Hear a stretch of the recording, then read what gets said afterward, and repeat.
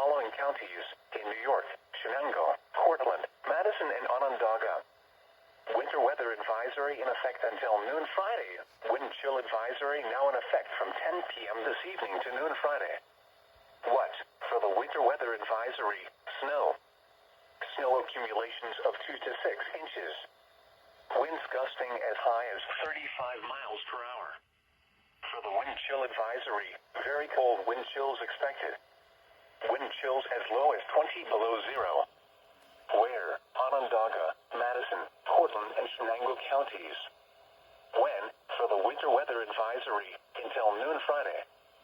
For the wind chill advisory, from 10 p.m. this evening to noon Friday. Impacts: plan on slippery road conditions. Areas of blowing snow could significantly reduce visibility.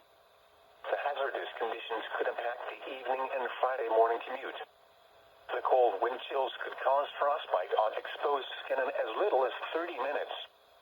Slow down and use caution while traveling. Use caution while traveling outside.